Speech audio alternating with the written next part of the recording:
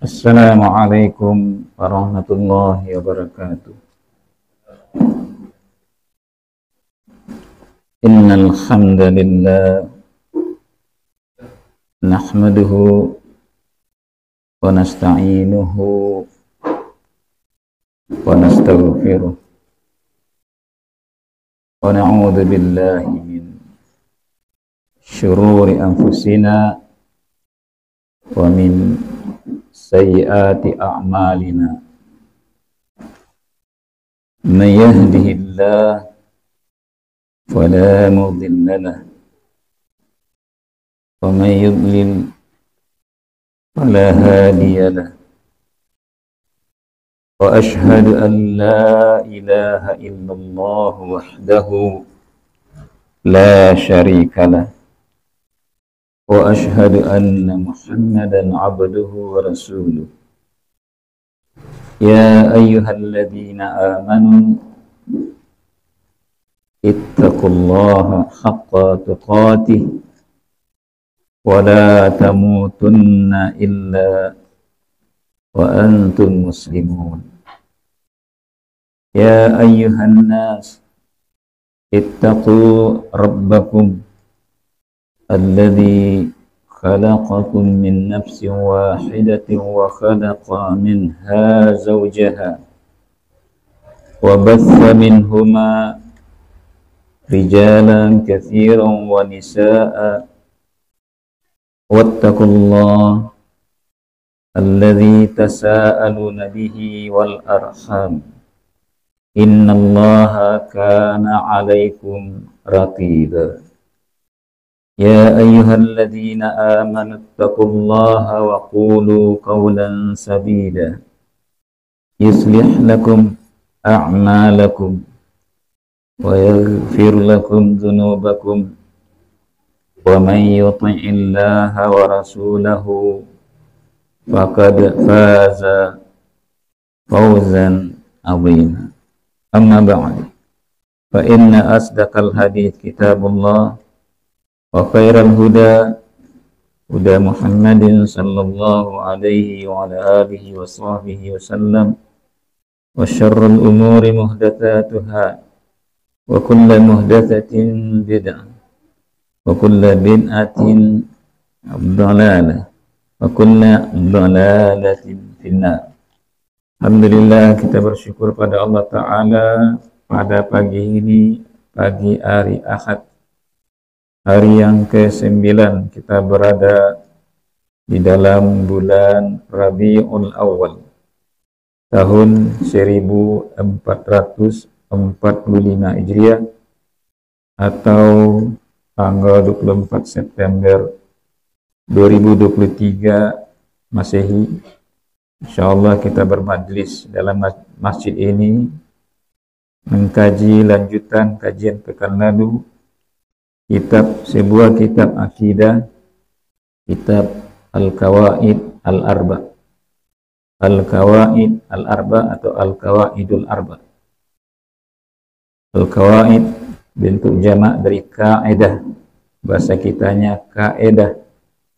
Al-Arba artinya empat kaidah, ditulis oleh Syekh Muhammad bin Abdul Wahhab rahimahullah, dan saya dengar telah dikirim dalam grup terjemahannya, yang mana pembukaan mukaddimah telah kita bahas bulan lalu. Kita ulang dari mukaddimah lagi. Pertama, Syekh Muhammad bin Abdul Wahhab memulai dengan Bismillahirrahmanirrahim. Lalu kata beliau, As'alullahal karim Rabbal arsyil azim ayyatawallaka fid dunya wal akhirah. Ini doa beliau. Terjemahannya di sini ditulis, aku memohon kepada Allah yang mulia, Rabb pemilik aras yang agung, agar melindungimu di dunia dan di akhirat. Ya tawallaka, di sini diterjemahkan oleh penterjemah melindungimu. Asal katanya adalah wali, mengurus. Allah mengurusmu, membimbingmu.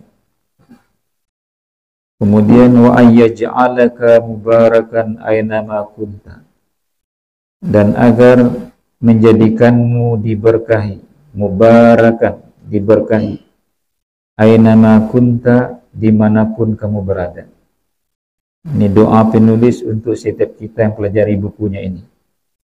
Wa an yaj'alaka mimman idza u'tiya syakara, dan agar dia menjadikanmu termasuk dalam golongan orang-orang yang bersyukur bila diberi nikmat. Idza u'tiya syakara, kalau dia diberi dia bersyukur.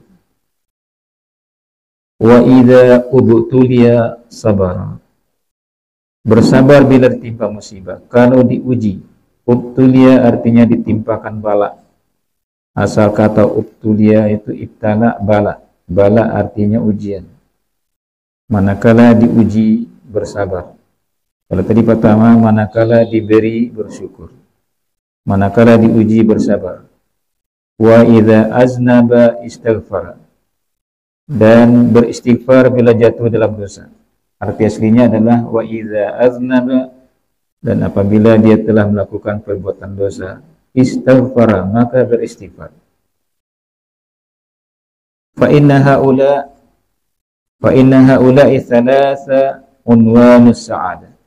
Kata beliau, karena sesungguhnya yang tiga ini adalah tanda kebahagiaan. Yang tiga ini adalah tanda kebahagiaan. Mana tanda kebahagiaan? Yaitu apabila diberi, bersyukur. Apabila diuji, bersabar. Apabila berdosa, maka beristighfar. Diuji, ada yang menguji, yaitu Allah. Kita menerima ujian. Sikap kita bersabar. U'tiya, diberi. Kita diberi rezeki, kita diberi anugerah oleh Allah, diberi karunia, kelebihan, pemberian. Bersyukur kita ke Allah. Adnaba, berdosa. Kita berdosa, melakukan pelanggaran terhadap Allah, lalu beristighfar. Kata beliau, tiga sikap ini adalah tanda kebahagiaan. Ulang, idza u'tiya syakara, apabila diberi maka bersyukur. Bersyukur itu menyikapi pemberian dari Allah, melakukan amal terhadap pemberian Allah sesuai dengan yang Allah peruntukkan untuk kita. Hidup kita Allah peruntukkan untuk beribadah. Mensyukuri hidup adalah beribadah. Karena Allah katakan misal dalam surat Az-Zariyat ayat 56, "Wa ma khalaqtul jinna wal insa illa liya'budun." Aku tidak menciptakan jin dan manusia kecuali untuk maksud mereka beribadah kepada. Maka mensyukuri kita telah diciptakan adalah beribadah. Beribadah pada Allah semata karena Dia menciptakan kita untuk itu. Itu juga mensyukuri nikmat-nikmat yang lain. Mensyukuri hidup. Hidup adalah juga untuk beribadah. Mensyukuri makanan dan minuman adalah pemberian Allah untuk kita bisa hidup. Makan, kebutuhan hidup.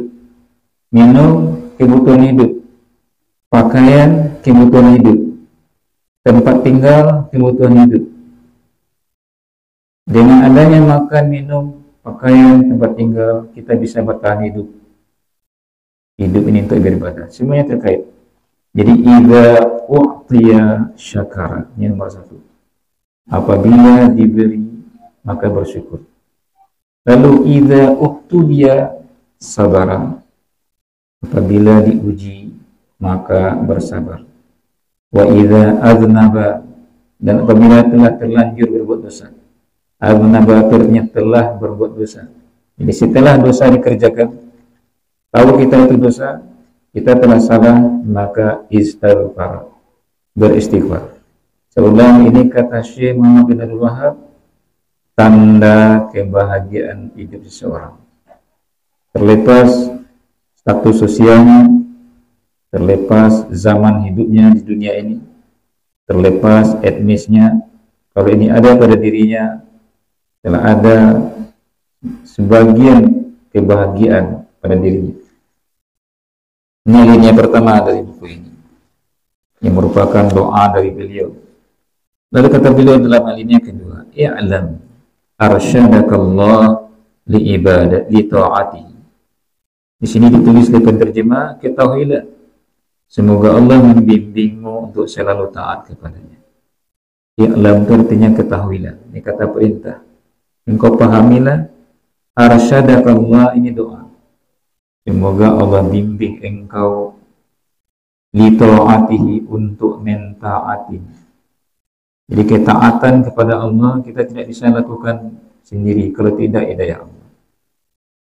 Tidak bisa kita beribadah kepada Allah kalau tidak Allah beri petunjuk. Ibadah berasal dari iman yang ada dalam hati. Allah memberikan iman kepada orang yang Dia kehendaki. Tidak semua manusia Allah beri iman. Yahdi man yasha. Allah beri hidayah iman kepada orang Dia kehendaki. Wa yadhillu man yasha, dan Allah biarkan tersesat dari iman orang yang Dia kehendaki. Allah tidak menciptakan manusia ini dalam hidup satu warna saja. Tidak beriman semua, tidak kafir semua. Tapi ada yang beriman, ada yang kafir. Sebagaimana Allah telah ciptakan di akhirat, telah Allah ciptakan yang telah ada dua balasan. Ada surga, ada neraka. Tidak semua orang masuk surga, tidak semua orang masuk neraka. Artinya tidak semua menjadi penduduk surga selamanya dan tidak semua menjadi penduduk neraka untuk disiksa semuanya. Jadi ini ajaran dari Syekh, i'lam, engkau ketahuilah, arsyadakallah li ta'atihi. Semoga Allah Ta'ala membimbing engkau untuk beribadah kepadanya. Apa yang diketahui? Ini di objek yang akan kita ketahui. Annal hanafiyata millata Ibrahim, bahwasanya agama lurus yang dibawa oleh Nabi Ibrahim alaihissalam, yang disebut dengan agama Hanafiyah, agama lurus yang dibawa oleh Nabi Ibrahim alaihissalam adalah an ta'budallaha wahdah, engkau beribadah, menyembah, beribadah kepada Allah semata. Semata ini bahasa Arabnya di sini wahdah. Wahdah itu asal katanya wahid. Wahid itu satu. Punya itu Dia Allah. Jadi wahdahu semata-mata mengkhususkan untuk Dia satu-satunya. Ini arti wahdah, semata-mata. Anta budallaha wahdah. Dan kau beribadah kepada Allah semata-mata. Dalam beribadah ini kau tidak menyembah siapa-siapa, tidak beribadah kepada siapa-siapa selain Allah Ta'ala. Mukhlisan, dengan mengikhlaskan. Dalam beribadah tadi, mukhlisan, mengikhlaskan lahu untuknya ad-din. Ad-din, agama ini. Bulan lalu telah kita bahas hadis Jibril tentang mana yang ad-din. Tolong, apa saja yang termasuk ad-din dalam hadis Jibril yang panjang? Apa lagi? Ya. Apa lagi? Nah. Jadi ketika hadis dari Ibnu Umar, katanya ketika Rasulullah SAW sedang duduk bermajlis dengan para sahabat, datang seorang yang memakai pakaian sangat putih, badan sangat bersih, rambut sangat hitam. Lalu dia duduk kepada Nabi. Dia menghadap kepada Nabi, menyandarkan lututnya kepada lutut Nabi. Lalu dia duduk dengan sopan meletakkan tapak tangannya di atas pahanya. Adab seorang yang belajar. Tangannya di atas lututnya sendiri, pahanya menghadap dengan Nabi ngadu lutut. Lalu katanya, ya Muhammad, wahai Muhammad. Dia tanya Nabi 4 hal. Akhbirni anil Islam. Beritahu aku apa itu Islam. Nabi menjawab 5 macam rukun Islam yang hari ini telah kita ketahui. Lalu berkata dia, sadaqta, benar engkau. Heran sahabat melihat Nabi adalah utusan Allah. Dia menanya ke Nabi, setelah Nabi jawab, dia pula menilai jawaban Nabi benar. Sahabat belum tahu siapa yang datang. Dia tanya pula Nabi, akhbirni anil iman. Beritahu aku apa itu iman. Nabi menjawab, rukun iman yang 6 yang kita ketahui sekarang. Antuk minabillah wa malaikatihi wa kutubihi wa rusulihi wal yaumil akhir wa bil qadar khairihi wa syarrihi. 6 rukun.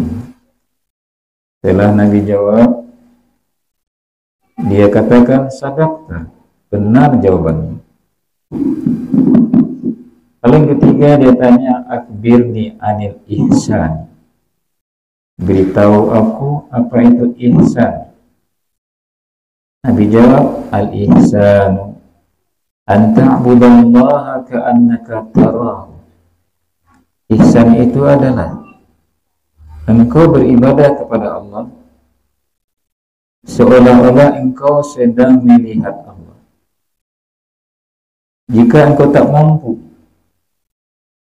mampu melihatnya, fa innahu yaraka. Yakini dia selalu melihat. Jadi melihat Allah cuma seolah-olah. Sedangkan Allah melihat kita sesuatu yang pasti. Jadi melihat Allah dalam hadis ini adalah di dunia hanya seolah-olah. Karena kita sebenarnya di dunia tidak bisa melihat Allah. Di akhirat insya Allah orang mukmin akan melihat Allah. Setelah Nabi jawab ini, dia berikan lagi penilaian sadaqta, benar engkau. Jadi ada iman, Islam, iman, ihsan. 3. Ketiga katanya, keempat katanya, akhbirni anis sa'ah. Beritahu aku tentang kiamat.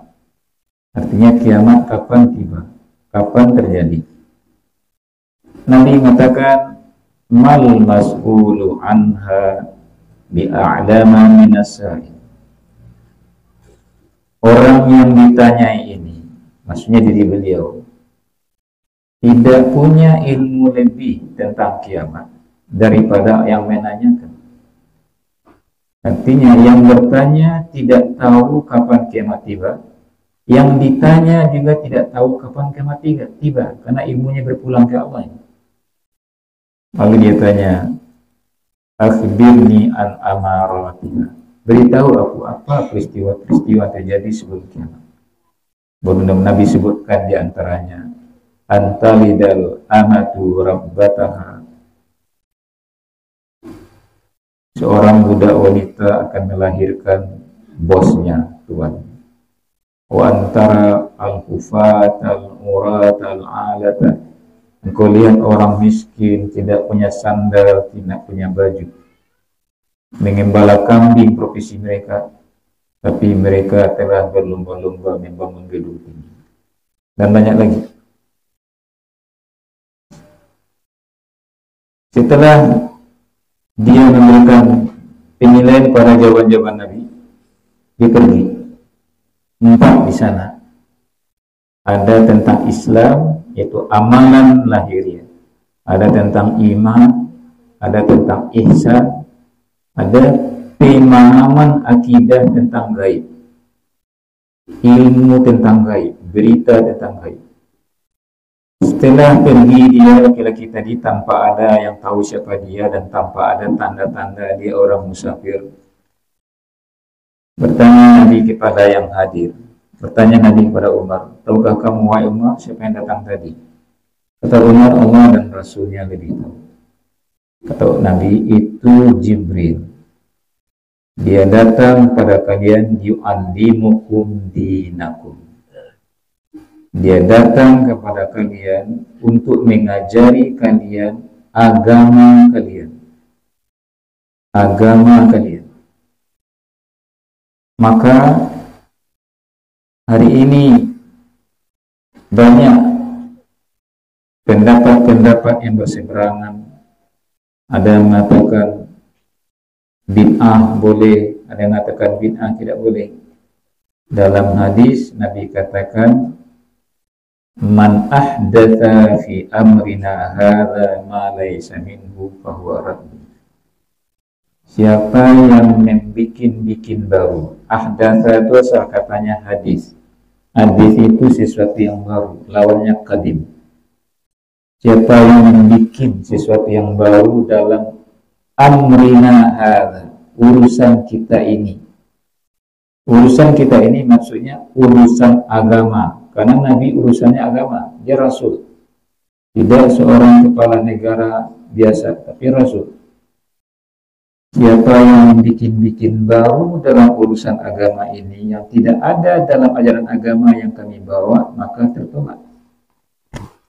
Maka bid'ah yang disebut bid'ah adalah amalan baru yang dibuat dalam 4 tema tadi. Dalam masalah rukun Islam, dan makanya dalam masalah rukun iman, dalam masalah ihsan, dalam masalah ilmu tentang gaib, tentang akidah, dibuat atau dipahami tidak ada sumbernya dari Nabi, ini bid'ah. Tapi kalau sarana kehidupan dunia seperti kendaraan, pesawat terbang, seperti handphone, media komunikasi, seperti buku yang dicetak, seperti mikrofon, seperti karpet di masjid, ini adalah sarana-sarana penunjang hidup dunia. Ini tidak termasuk dalam ruang lingkup bid'ah. Jadi kalau amalan yang disebut sebagai salah satu dari yang 4 tadi masuk dalam rukun Islam, rukun iman, atau sikap atau ihsan, keyakinan terhadap Allah yang tidak ada diajarkan Allah dan Rasul, itu bid'ah. Ini tentang din, inilah yang din. Karena tentang din ini sebelum Nabi wafat, Allah telah ajarkan ke Nabi, al-yawma akmaltu lakum dinakum. Pada hari ini aku telah sempurnakan untuk kalian din kalian. Jadi agama telah sempurna sebelum Nabi wafat. Maka tidak ada lagi penambahan ajaran baru dalam agama, kecuali dalam hal-hal yang ada rambu-rambu agama itu. Seperti amal-amalan atau yang disebut amalan fikih yang punya kaitan dengan perkembangan zaman. Punya kaitan dengan perkembangan zaman. Seperti sholat di atas kendaraan. Ini punya kaitan dengan perkembangan zaman. Dulu belum ada pesawat terbang, dulu belum ada mobil, belum ada fasilitas seperti sekarang. Bagaimana cara sholat begini, itu ada di situ ruang lingkup kias namanya, yaitu membandingkan hukum dengan hukum yang ada. Kasus baru ini disamakan kepada kasus lama yang telah ada hukum. Ini sedikit bicara tentang ad-din. Kita kembali ke keterangan Syekh ini. Ya'lam, kata beliau tadi, ketahuilah, arsyadakallahu li ta'atihi, semoga Allah Ta'ala bimbing engkau untuk mentaatinya. Annal hanafiyata, sesungguhnya Hanafiyah, agama yang lurus, agama yang hanif, yaitu millata Ibrahim, agama dibawa oleh Nabi Ibrahim alaihissalam, adalah an ta'budallaha wahda, dan kau beribadah kepada Allah semata, mukhlisan, dengan mengikhlaskan lahu untuk dia ad-din, seluruh agama ini untuk Allah. Kama qala ta'ala, sebagaimana dia telah berfirman dalam firman-Nya, wa ma khalaqtul jinna wal insa illa liya'budun. Tidak aku ciptakan jin dan manusia kecuali untuk maksud mereka beribadah kepadaku. Ini surat Az-Zariyat ayat 56 yang tadi kita baca. Ayat yang ketiga, fa idza arafta, apabila engkau telah mengetahui annallaha khalaqaka li ibadatihi, bahwasanya Allah Ta'ala telah menciptakan engkau untuk beribadah kepadanya, fa'lam, maka engkau ketahuilah annal ibadata, bahwasanya semua ibadah, la tusamma ibadatan, semua ibadah tidak disebut yaitu ibadah illa ma'at tauhid, kecuali ketika ibadah tadi dilaksanakan disertai tauhid, disertai pengikhlasan kepada Allah. Jadi ibadah hanya untuk Allah. Ibadah yang benar adalah ketika dikerjakan disertai tauhid. Kama anna shalah, sebagaimana bahwasanya ibadah salat la tusamma salatan, ibadah salat tidak disebut suatu salat illa ma'at tahara, kecuali dikerjakan disertai suci, bersuci, berwudu. Tidak sah salat tanpa bersuci. Karena la yaqbalullahu salata ahadikum, Allah tidak menerima salat salah seorang kalian idza ahdatha, kalau dia telah berhadas, hatta yatawadda'a, sehingga dia berwudu. Pertanyaan, kita sedang sholat berjamaah, antum sedang jadi imam, sedang di rakaat kedua, teringat tadi antum belum berwudu, gimana caranya? Antum sebagai imam, di belakang ada makmum, bagaimana caranya?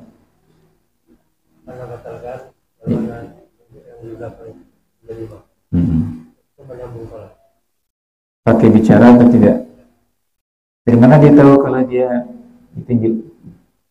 Bisa ditarik atau didorong. Lagi kira. Maka imam mesti paham. Kita boleh ngecek. Maka kita boleh ngecek. Ketika ada imam.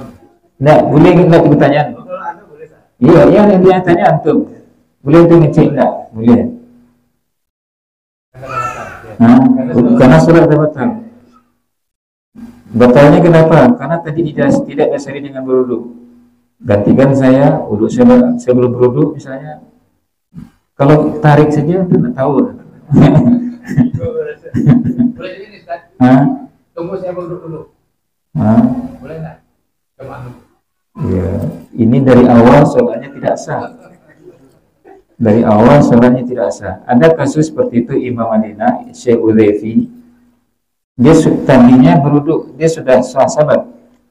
Setelah takbir, ada rekaman video di Masjid Nabawi. Lalu dia ngomong dengan mik, tunggu sebentar. Dia keluar, berwudu, dia nyambung. Kalau ini dari awal tidak berwudu. Iya, dari awal tidak berwudu. Jadi boleh kita ngomong. Jadi keluar, lalu nanti kalau sekiranya dapat jemaah jadi masbuk. Jadi kata Syekh ini, sebagaimana sholat tidak disebut sholat kecuali dikerjakan disertai dengan tahara, dengan berwudu. Fa idza dakhala syirku fil ibadah, maka apabila kesyirikan telah masuk ke dalam suatu ibadah, fasadat, ibadah itu rusak. Kalau kesyirikan telah masuk ke dalam ibadah, ibadah itu rusak, karena hakikat ibadah adalah disertai tauhid. Tauhid dan syirik bertolak belakang. Ketika telah masuk kesyirikan dalam ibadah, ibadah itu rusak. Kal hadas, sebagaimana hadas, kentut misalnya, idza dakala fi taharah, kalau kentut terjadi dalam kesucian, dalam wudhu, maka batal. Kita sudah berwudhu, terjadi kentut, wudhu batal. Kalau wudhu batal, sholat batal. Apa contoh kesyirikan dalam ibadah masyarakat kita? Dia berdoa ke Allah. Tujuan berdoanya ke Allah. Lalu dia buat sebuah keyakinan, boleh jadi dia buat sendiri atau dia terima dari leluhur. Ada sebuah tempat yang mustajab berdoa. Tempat ini dalam ajaran agama bukan disebut tempat ibadah, yaitu kuburan.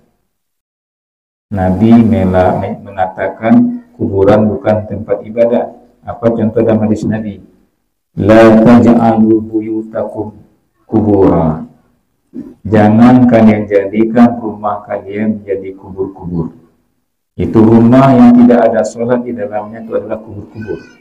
Berarti sholat dikerjakan tidak di kuburan. Sholat adalah ibadah, kuburan bukan tempat ibadah. Lalu ada seorang meyakini kuburan tertentu ini punya efek karamah, doa di sini mustajab karena yang berkubur di sini adalah tokoh agama. Dia pergi ke sana berdoa pada Allah dengan keyakinan tempat ini adalah tempat karamah. Padahal tidak ada keterangan agama yang mengatakan tempat itu tempat karamah. Berarti masuk syirik kecil ke dalam ibadahnya. Kok syirik kecil? Karena dia masih beribadah ke Allah, masih meyakini Allah objek ibadah, tapi membuat sebuah sebab yang tidak ada Allah ajarkan sebab, yaitu sebab tempat karamah kubur ini. Tidak ada jalan agama, dia buat sebab itu, syirik kecil. Ini contoh kesyirikan dalam ibadah yang kalau itu dilakukan maka fasadat, kata beliau, rusak ibadah tadi.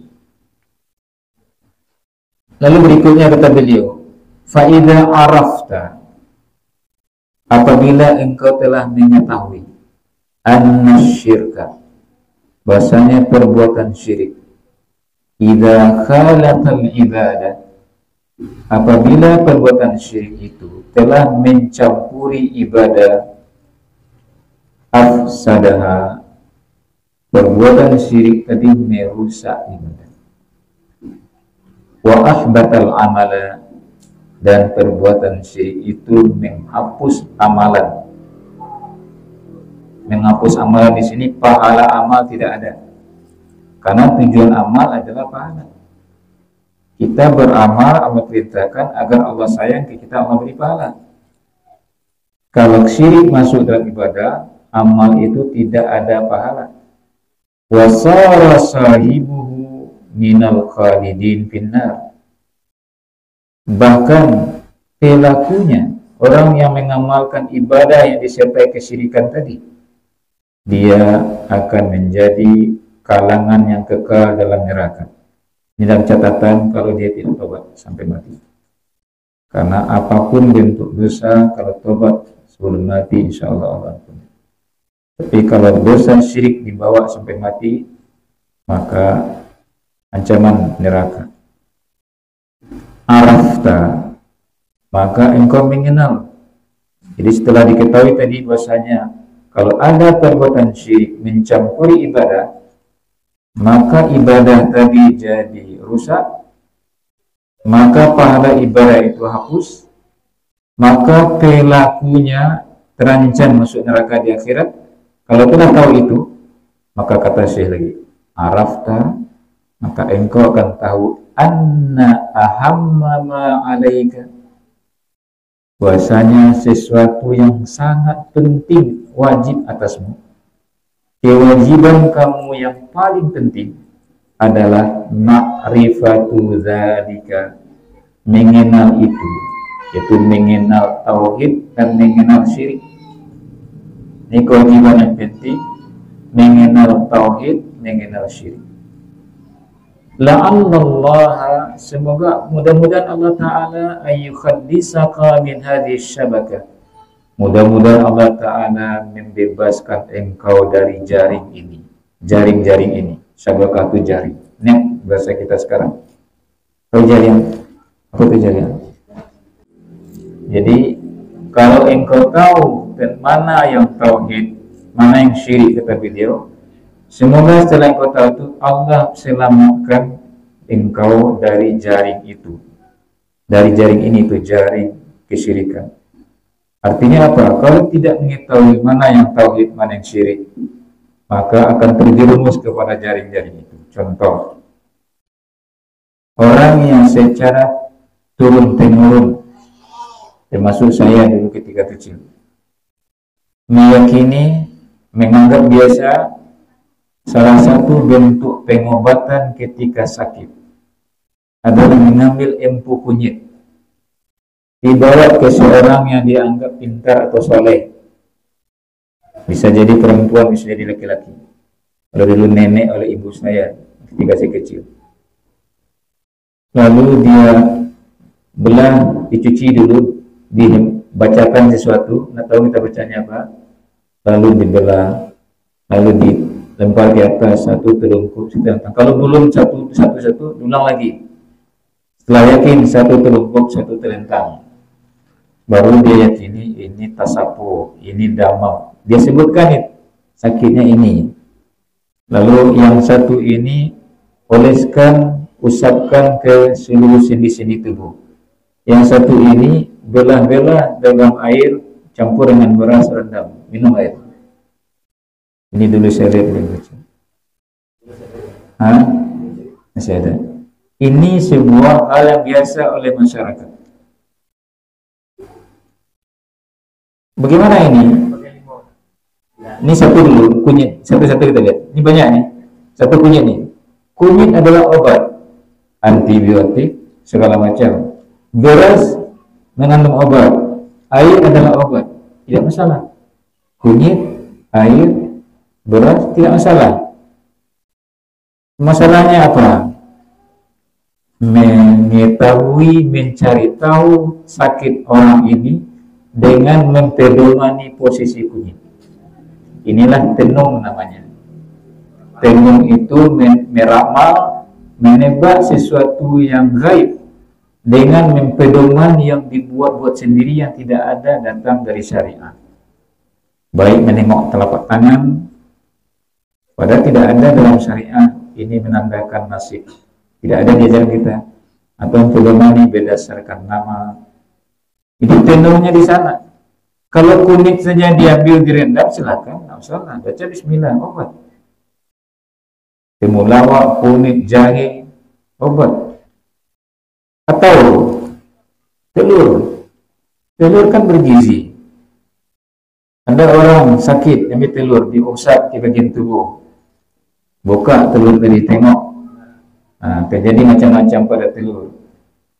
Apa di sini? Ramal. Menembak penyakit orang tadi berdasarkan mempedomani bentuk telur. Betul juga ada asam, ditaruh baki, dibelah-belah asam setelah dibacakan sesuatunya.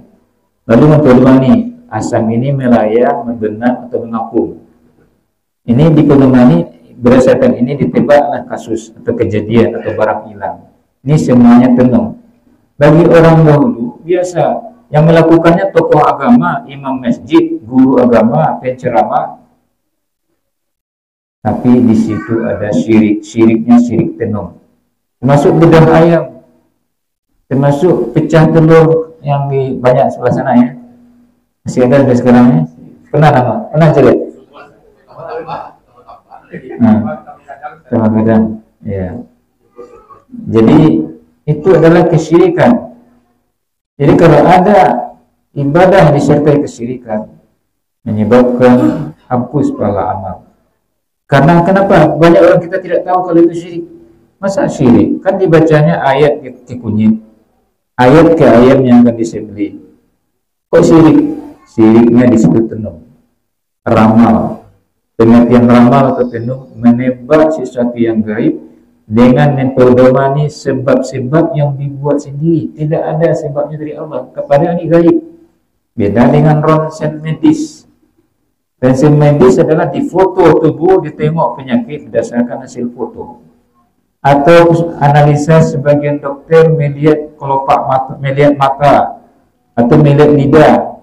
Itu ada ilmu sebab akibatnya.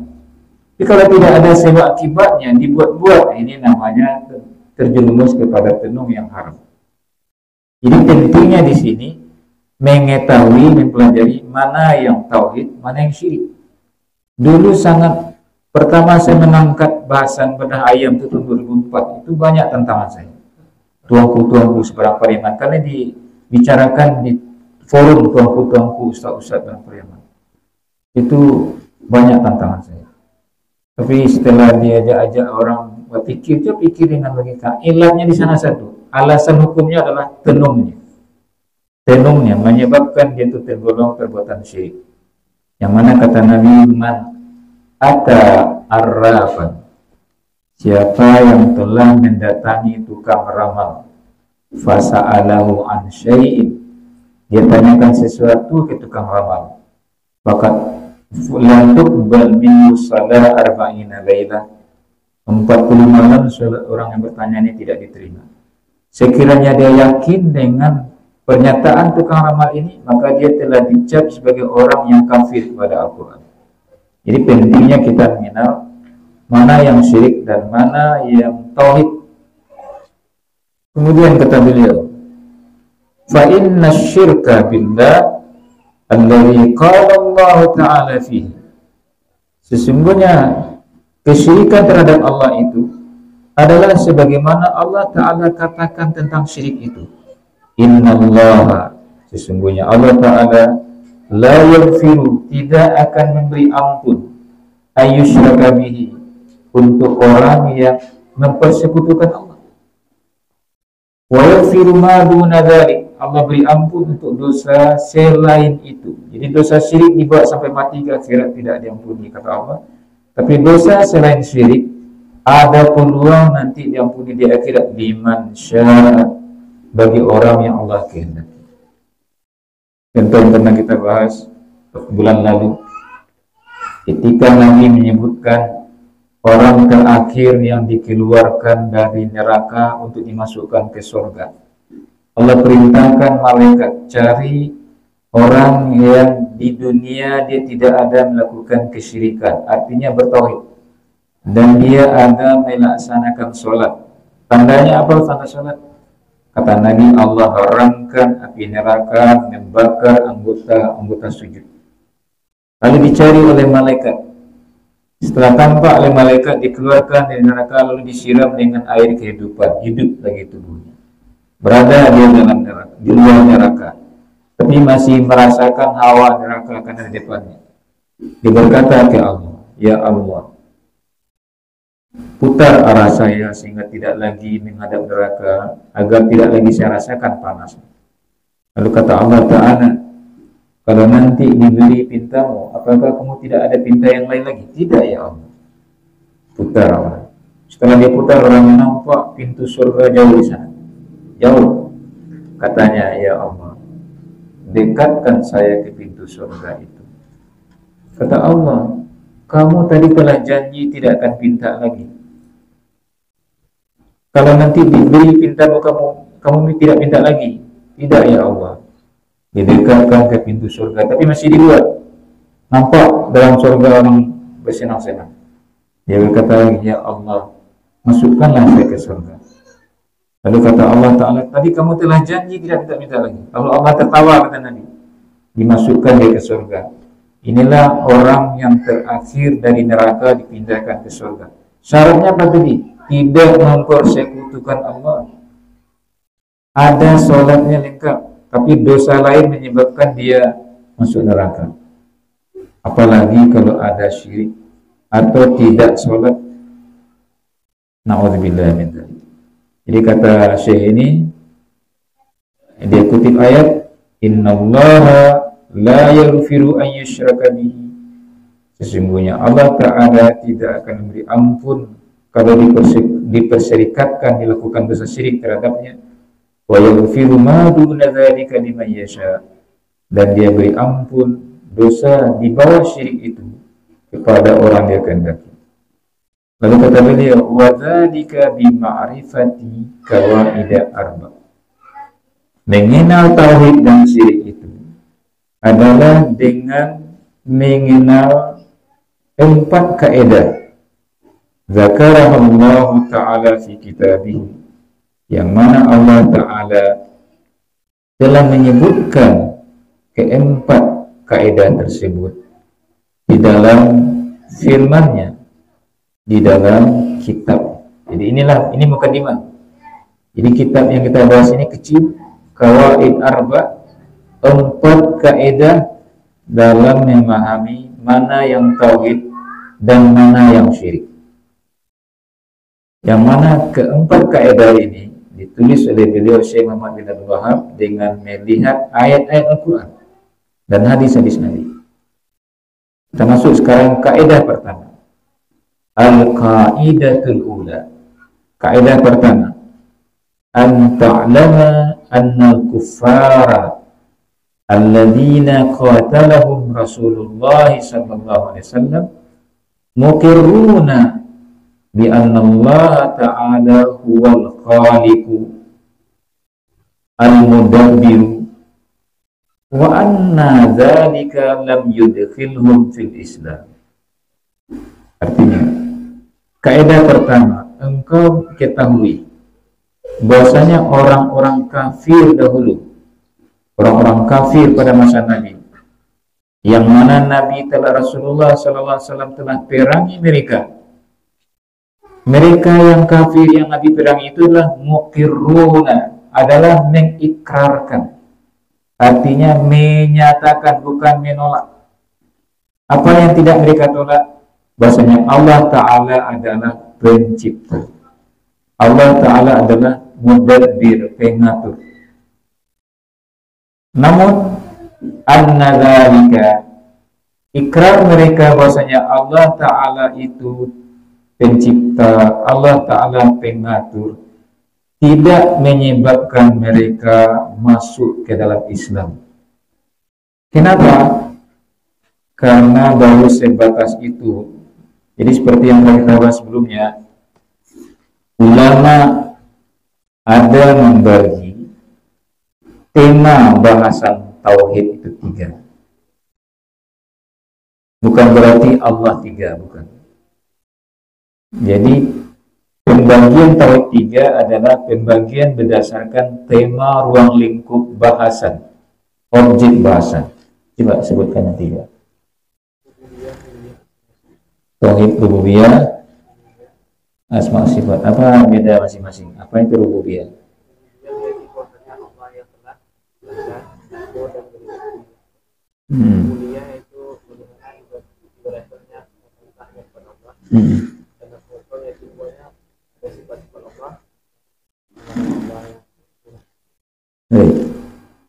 Jadi tauhid asal katanya wahid. Wahid artinya menyatakan satu-satunya. Tauhidullah adalah menyatakan hanya Allah satu-satunya. Menyatakan, melaksanakan, meyakini hanya Allah satu-satunya. Dalam hal apa? Ada 3 menurut ulama. Pertama, dalam hal rububiyah. Rububiyah itu artinya penciptaan, pengasuhan, kepemilikan, pengaturan. Pencipta disebut Al-Khaliq. Meyakini hanya Allah saja pencipta semua makhluk. Kemudian meyakini setelah Allah ciptakan semua makhluk ini, hanya Allah saja Al-Malik, pemilik semua makhluk. Dari makhluk yang terkecil sampai terbesar, hanya Allah saja pemilik. Karena Allah saja pemilik, hanya Allah saja yang mengatur, memaknai, mengurus, menentukan segala-galanya. Al-Mudabbir, hanya Allah saja Al-Mudabbir. Maka ketika seorang telah mengatakan meyakini dengan mantap hanya Allah saja pencipta, hanya Allah saja pemilik seluruh alam, hanya Allah saja mengatur segala-galanya ini, berarti dalam diri dia telah memiliki salah satu tauhid rububiyah. Tauhid rububiyah yaitu meyakini hanya Allah saja memiliki hak rububiyah di seluruh alam, yaitu penciptaan, kepemilikan, pengaturan. Orang musyrikin Makkah, dalam diri mereka yang Nabi perangi mereka belum masuk Islam, Nabi perangi agar mereka masuk Islam. Ketika mereka menolak, mereka diperangi sampai dibunuh. Mereka meyakini dalam diri mereka ada tauhid rububiyah, tapi status mereka belum lagi disebut muslim, walaupun ada dalam diri mereka tauhid rububiyah. Apa dalil, kata Syekh ini, kok orang musyrikin Makkah disebut dalam dirinya ada tauhid rububiyah? Wa dalilu qauluhu ta'ala, dalil adalah firman Allah Ta'ala surat Yunus ayat 31. Qul, katakanlah ya Muhammad. Jadi katakan kepada orang musyrikin seluruh manusia, man yarzuqukum minas sama, siapa yang memberikan rezeki kepada kalian yang berasal dari langit, wal ard, dan rezeki yang berasal dari bumi. Atau siapakah amman yamliku sama, atau siapakah yang menciptakan pendengaran kalian, wal absar, dan menciptakan penglihatan kalian, atau siapakah dia itu yang maha melihat, mendengar dan melihat. Pendengaran kalian dia ciptakan, penglihatan kalian dia menciptakan. Wa may yukhrijul hayya minal mayyit, dan siapakah yang mengeluarkan makhluk yang hidup dari makhluk yang mati. Wa yukhrijul mayyita minal hayy, dan mengeluarkan makhluk yang mati dari makhluk yang hidup. Wa man yudabbirul amra, dan siapakah yang mengatur semua urusan. Kata Allah, memerintahkan Nabi, tanyakan orang itu. Lalu kata Allah, saya kulun, nanti mereka akan menjawab. Apa jawab mereka? Allah.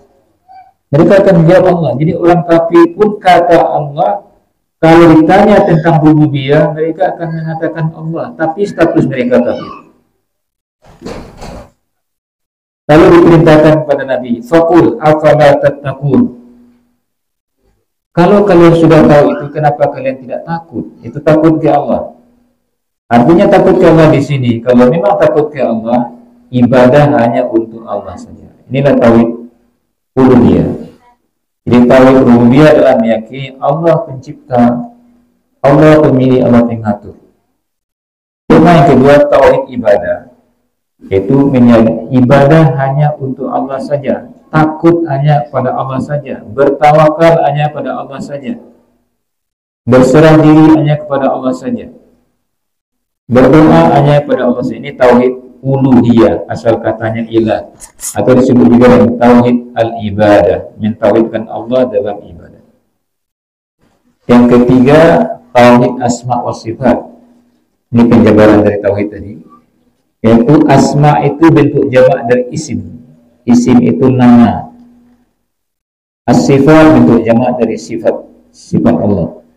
Jadi tauhid asma wa sifat adalah kita meyakini hanya Allah saja pemilik, tidak bersekutu dengan selainnya, pemilik nama-nama dia, pemilik sifat-sifat dia, yang mana nama-nama dan sifat-sifat dia tadi kita ketahui dari berita Allah sendiri dalam Al-Quran dan dari berita utusan Allah Nabi Muhammad SAW dalam hadis sahih, tanpa kita ubah-ubah arti yang tercantum dari Quran dan hadis tentang itu, tanpa kita mandulkan dari arti sebenarnya, dan tanpa kita lakukan penyerupaannya dengan yang dipunyai selain. Ini tauhid asma sifat, ini bahasanya panjang. Bahasan tentang sifat Allah. Apa arti sifat Allah? Sifat Allah ini artinya segala hal berita yang berkaitan dengan Allah. Segala yang berkaitan dengan Allah ini namanya sifat Allah. Yang kita dapati dari Quran atau hadis. Allah mencinta, Allah juga ada marah, Allah menyayangi, Allah beristiwa di atas aras, Allah turun ke langit dunia sebagaimana dalam hadis, Allah punya tangan sebagaimana dalam Al-Quran. Ini semuanya adalah sifat-sifat. Ini 3 macam tauhid. Tauhid rububiyah atau tauhid ar-rububiyah, tauhid al-uluhiyah, tauhid al-asma wa as-sifat. Ini baru kaidah yang pertama. Jadi Nabi mengajarkan seperti kita lihat dalam sirah. Ketika Allah Ta'ala perintahkan Nabi berdakwah, Nabi pergi ke Bukit Safa, lalu berseru, Ya Sobah, Ya Sobah. Ya Sobah itu dalam bahasa Arab adalah kalimat yang dipakai oleh orang Arab dahulu manakala perang, orang-orang pada tidur, musuh menyerang mendadak malam, maka berseru para penyeru, Ya Sobah. Kita kepagian ke kesiangan. Jadi Nabi bersuara seperti itu, lalu datang. Ketika itu kota Mekah masih kecil, tidak seperti sekarang. Berdatangan orang-orang ke tempat Nabi.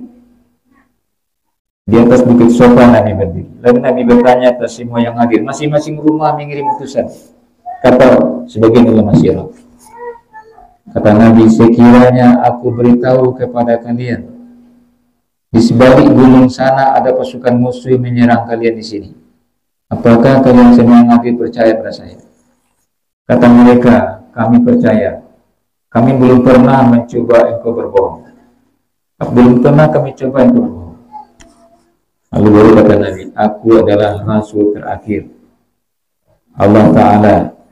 Puasanya, ibadahnya pada Allah Ta'ala dan seluruhnya. Baru di sana ada yang menentang. Yang pertama paman beliau sendiri. Tabban laka, celaka engkau.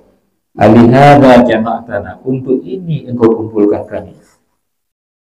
Marah Abu Lahab, sehingga Allah menghibur Nabi dengan turun surat Al-Lahab. Jadi Nabi menanya orang-orang musyrikin Makkah, mereka tahu Allah pencipta langit dan bumi, tapi mereka menyembah berhala. Ibadah mereka tujukan ke berhala, walaupun mereka berdoa juga ke Allah. Menurut mereka berhala mereka adalah perantara yang menyampaikan mereka ke Allah. Mereka tidak disebut muslim atau mukmin dengan cara demikian. Baik, sekarang kita masuk dulu sesi tanya jawab. Silakan silakan. Berkaitan dengan tauhid tadi, kalau ada saudara kita yang misalnya yang mentakwil sifat Allah, kan ada yang ya kayak Rasulullah, ada yang salah tahu semua sifatnya cacat, bukan ya takwil sifat Allah. Bagaimana? Dia memang maksudnya yang tanya yang lain. Yang tadi rububiyah atau tadi asma wa sifat? Iya. Yang masalah yang kesalahan mereka itu yang tentang proses sifat dan mentakwil. Baik. Misalnya dia mentakwil Allah itu tidak punya tempat. Jadi menurut dia Ar-Rahmanu 'alal 'arsy istawa. Allah adalah Ar-Rahman beristiwa di atas aras. Orang Arab sejak zaman dahulu telah memakai arti istawa itu adalah irtafa'a, ada tinggi dan berada di atas. Tauhid asma wa sifat kaidahnya adalah kita yakini Allah punya nama-nama dan sifat-sifat sebagaimana kita dapati tertulis dalam Al-Quran dan hadis yang sahih, tertulis dalam bahasa Arab sesuai dengan kaidah bahasa Arab, tanpa kita ubah artinya ke arti lain. Ini namanya takwil. Tanpa kita buat dia tidak punya arti, ini namanya ta'til. Tanpa kita serupakan dengan selain nama tasbih, wala tamtsil, tanpa memisal-misalkannya, itu makna tauhid asma sifat. Lalu orang tadi mengatakan kalau dipakai makna istawa berarti di atas, berarti Allah berada di atas aras. Kalau berada di atas, berarti Allah butuh tempat. Aras itu tempatnya. Allah butuh makhluknya. Sedangkan Allah maha suci daripada butuh makhluk. Lalu mereka takwil. Maka istawa itu kata mereka istaula. Istaula ini menguasai. Jadi Allah menguasai aras. Padahal istawa artinya bukan itu. Irtafa'a dan ala sejak zaman dahulu. Berada di atas dan tinggi. Orang seperti ini namanya orang yang mentakwil atau mentaktil. Kenapa dia tukar arti istawa? Karena dalam dirinya telah tergambar penyerupaan, musabbih, tasbih. Disebut berada di atas, terbayang seperti kita di atas. Disebut Allah punya tangan, terbayang seperti kita punya tangan. Lalu mereka tukar, tangan itu artinya kekuasaan. Bagaimana status orang itu? Apakah dia telah kita katakan kafir? Belum bisa kita katakan kafir. Belum bisa kita katakan kafir. Tergantung dia memahami apakah baru itu ilmu yang dia dapat, atau setelah diajarkan yang menentang. Ini banyak tipe-tipe orang. Jadi menurut ulama-ulama akidah, status mereka masih muslim. Apalagi tergantung ilmu mereka sejauh mana, apakah sudah mereka tamat. Pemahaman begitu banyak di masyarakat kita, di imam-imam masjid, di penceramah-penceramah. Belum bisa kita katakan kafir. Tapi kalau melakukan kesyirikan dalam bidang uluhiyah, dia jadi imam masjid, kerjanya tukang bedah ayam, kita telah katakan ini syirik Pak, ini tenung. Jadi kita berpenjelasan kepada dia ini syirik dengan dalil-dalilnya. Dia bantah, dia masih membanggakan itu, mengerjakan itu. Ini baru tidak boleh kita berimam dengan dia. Karena dia melakukan kesyirikan dalam tauhid uluhiyah. Tenung itu termasuk ke tauhid uluhiyah. Kalau tauhid asma wa sifat tadi, ini adalah sebuah kondisi yang banyak masyarakat kita bermasalah dalam masalah ini. Silakan yang lainnya.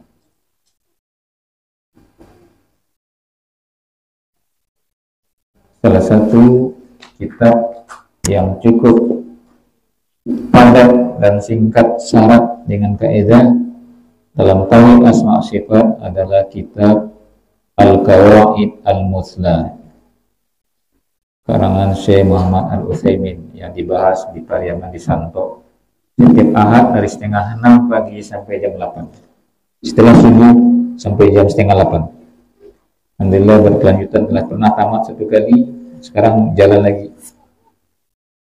sejak dimulai tahun 2021 bulan Februari 2020 bulan Februari sampai tadi masih dibahas, tamat diulang lagi. Jadi pembahasan per poin, per kaidah sesuai dengan dalil-dalil. Silakan yang lain. Ibu-ibu juga boleh bertanya dengan catatan. Ini baru kaidah pertama tadi, bahasanya orang-orang kafir yang dulu diperangi Nabi, mereka ini mengikrarkan tauhid rububiyah, tapi status mereka tidak mukmin, tidak kafir.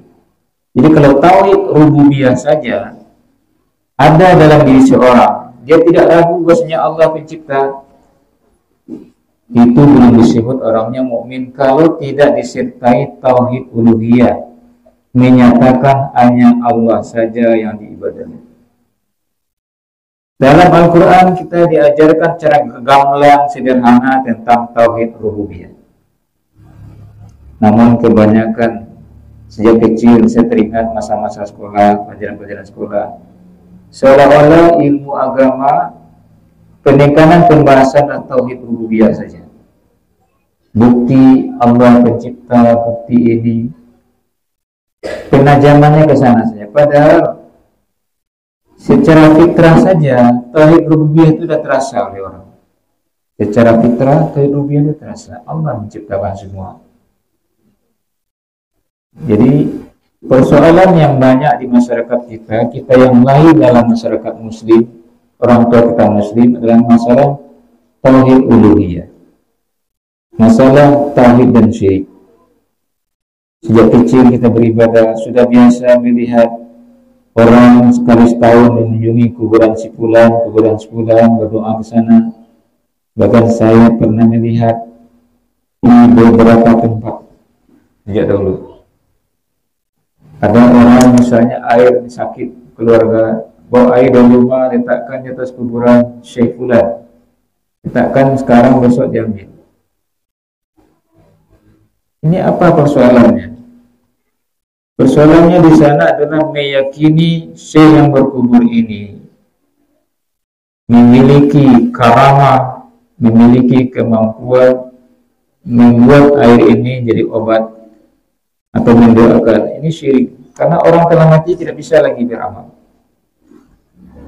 Atau ramuan-ramuan, tanaman-tanaman diikat, ditaruh di tas kuburan, lalu besoknya diambil. Saya pernah melihat di beberapa tempat dulu. Saya kira sampai sekarang masih ada orang mengerjakan. Ini bentuk suatu keyakinan turun-temurun. Ambil pasir kuburan orang yang dikeramatkan, dibungkus, dibawa pulang, lalu dijadikan obat sawah.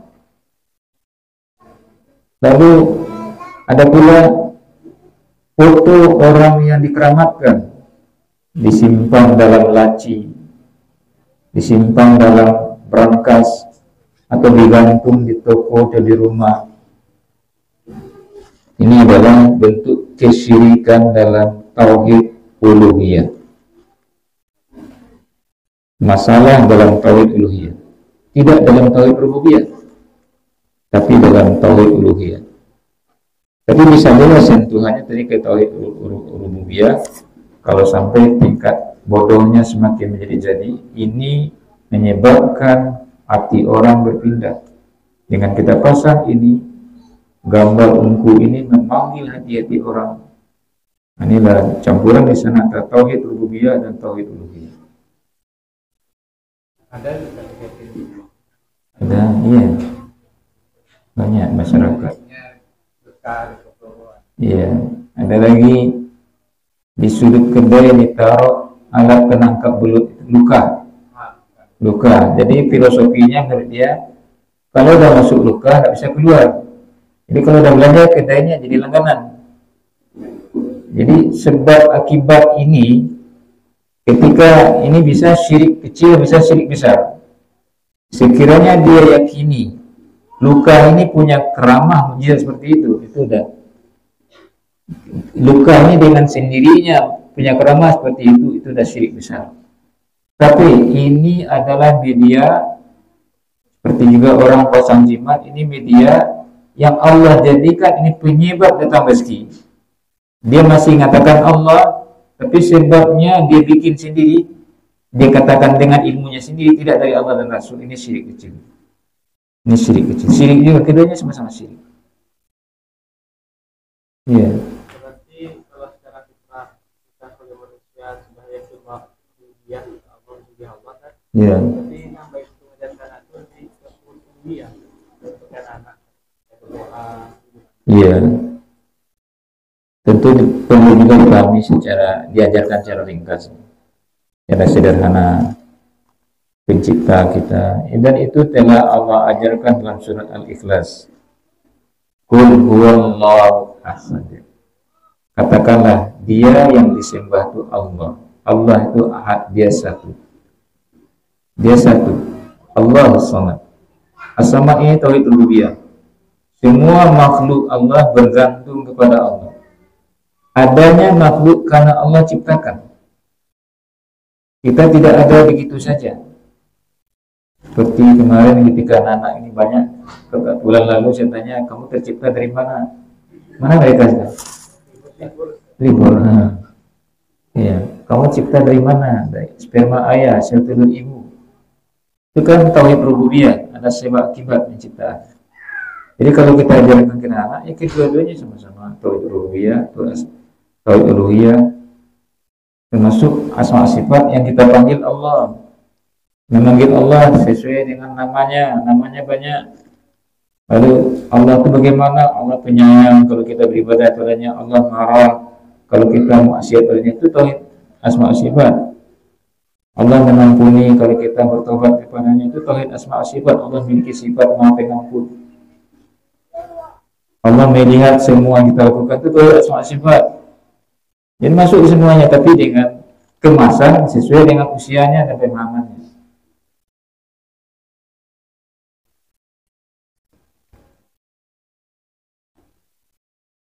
Contoh misalnya ditanya, ketika kamu sendiri, Allah melihat kamu tidak? Ya. Kamu bisa melihat Allah tidak? Tidak. Yakin kamu dilihat Allah? Yakin. Itu sudah masuk tauhid asma wa sifat. Membuat ketakutan kita ke Allah.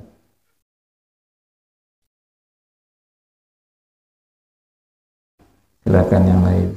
Di ibu belakang boleh bertanya pakai coretan, pakai kertas kalau ada. Ini baru kaidah pertama. Itu apa? Masalah yang sering dibahas orang-orang. Iya. Sifat 20. Sifat 20. Itu ada dalilnya kan?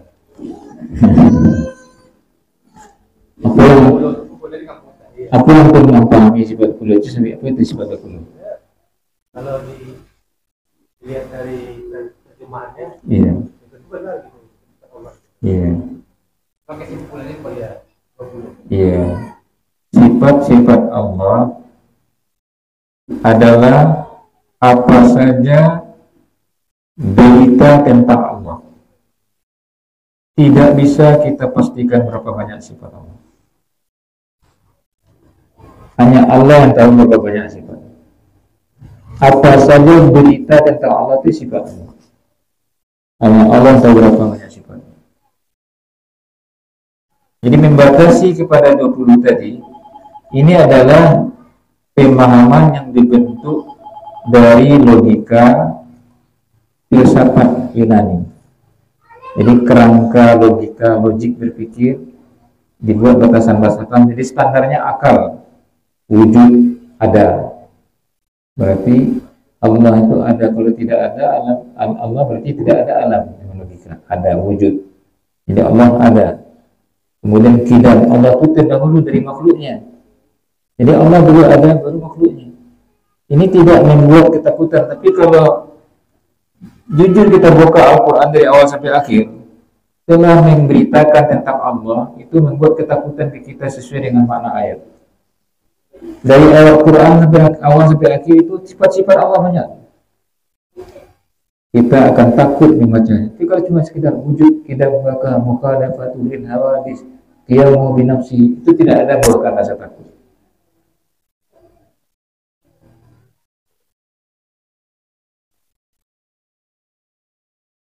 Jadi sebagian diantaranya memang bisa juga dijadikan untuk bantahan terhadap sebagian kalangan yang tidak percaya dengan Allah.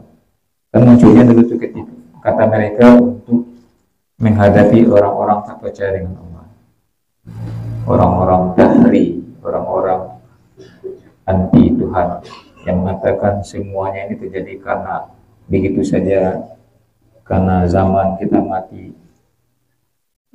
Jadi tidak bermanfaat banyak kepada takwa. Mendalami sifat-sifat 20 tadi tidak bertambah ketakwaan memang.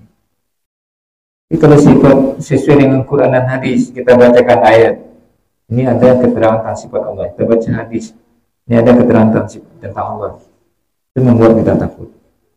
Aynama takunu yudrikumul maut. Di mana saja kamu berada, kamu dikejar oleh kematian. Di mana saja kamu berada, Allah mengetahuimu. Ya Allah bersamamu haitsu ma kunta. Di mana saja kamu berada, Allah bersamamu.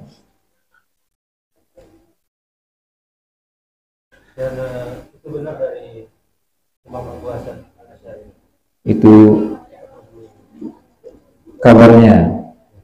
Dan itu sendiri tidak hanya dulu ya, banyak perkembangannya. Abu Hasan Al-Asy'ari itu Setelah dia mengajarkan akidah-akidah seperti itu, dia mengarang kitab Al-Ibanah, kemudian Maqalat Al-Islamiyyin, yang mana dia cenderung kepada pemahaman akidah ulama hadis.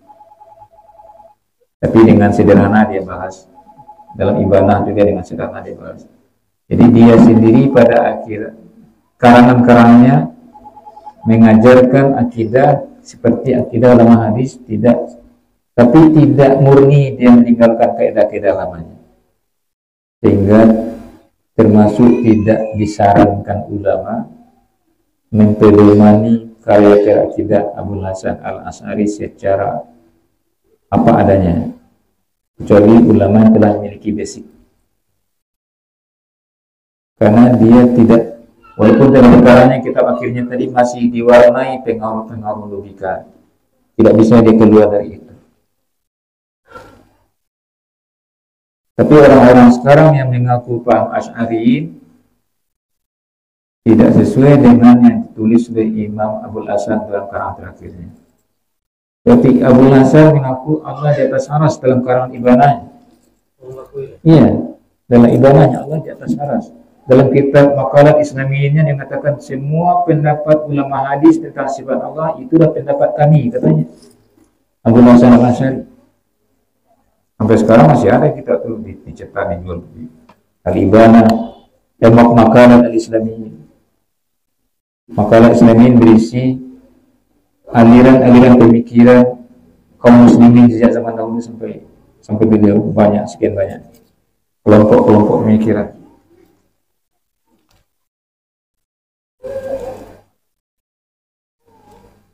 Jadi kita ini sekarang karena hidup pada zaman terbuka, kita lihat YouTube, kita lihat ini semuanya tampak. Kadang kita juga merasa panas, tidak usah terlalu gitu. Kita pahami konsep jelas Quran dan Sunnah, kaedahnya jelas sederhana. Kalau kita pahami Quran dan Sunnah secara sederhana seperti manhaj salaf, insya Allah kita tidak pusing memutar-mutar pikiran kalau kita telah yakin pegang. Apapun ayat Quran yang kita dapati, kita sudah punya basic, ini kata Allah. Allah tak mungkin bohong. Allah tak mungkin menyesatkan umat. Karena bagi kalangan yang mentakwil tadi, pemahaman lahiriah dari Quran dan Sunnah tentang sifat Allah, pemahaman lahiriah itu tidak boleh diterima langsung. Tidak boleh diterima langsung. Dianalisa dengan akal.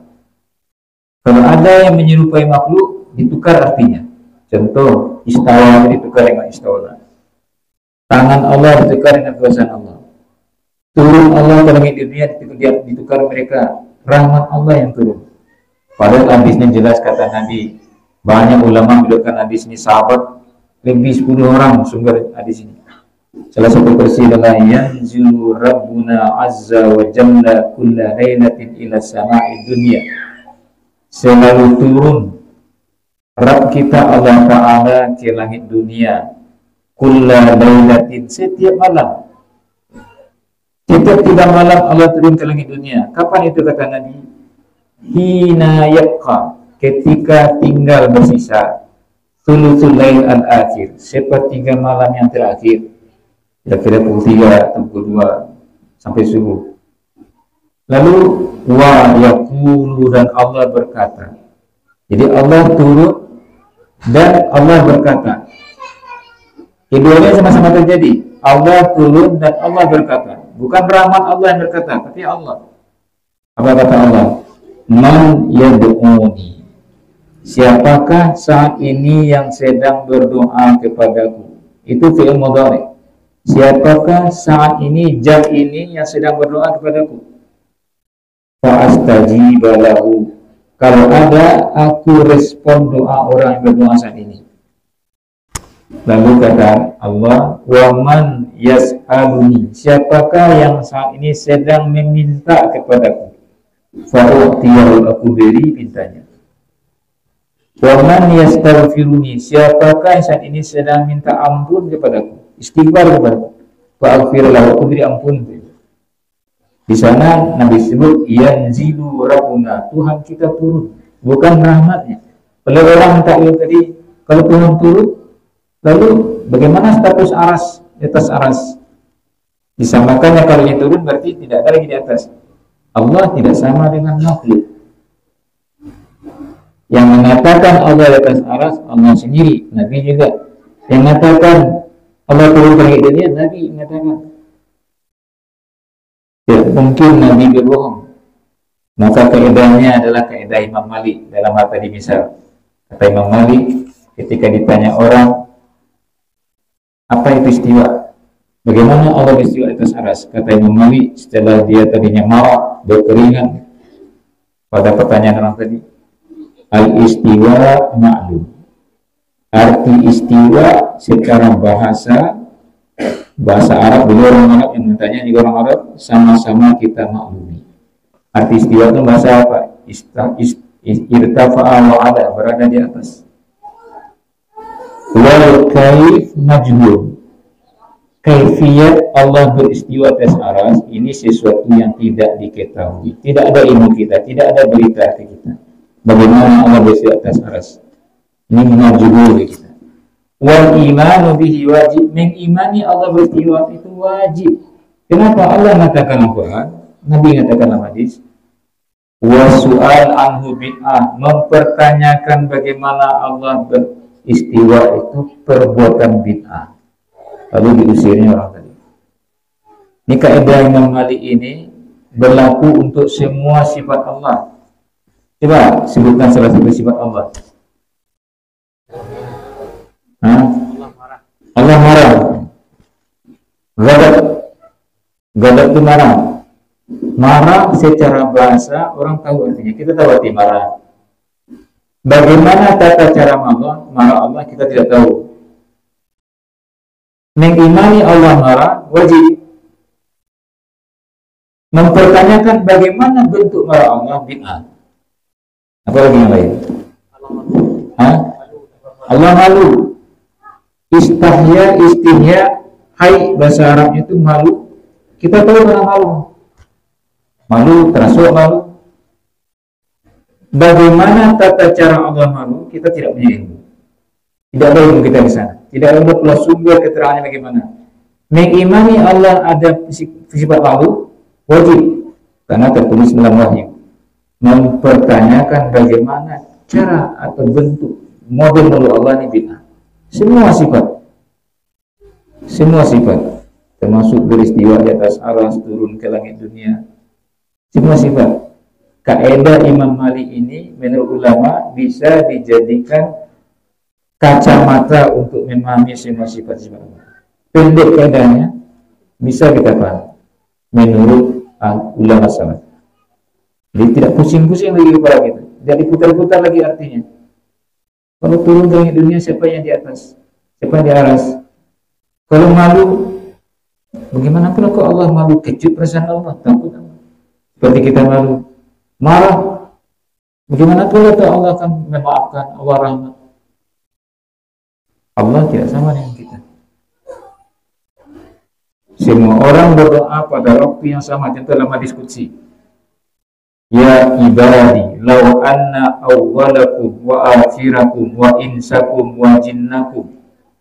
Wahai hamba-hambaku, sekiranya orang pertama kalian, orang terakhir kalian, jin kalian dan manusia kalian berdiri semuanya fi sa'idin wahid, dalam satu lapangan yang luas, satunya kumpul. Fasa'aluni, lalu semuanya telah minta kepadaku, fa'ataitu, aku telah beri semuanya minta mereka, tidak berkurang apa yang kupunyai. Jadi Allah tidak sama dengan kita. Allah memberi semua orang ini tidak akan berkurang. Baik, kita siap untuk sholat. Kalau tidak ada pertanyaan, insyaallah kalau bisa pakai kertas orang-orang ini, jadi bisa ditengok di bulan. Saya kira tidak banyak. Berapa lembar? 4 lembar. Berapa 4?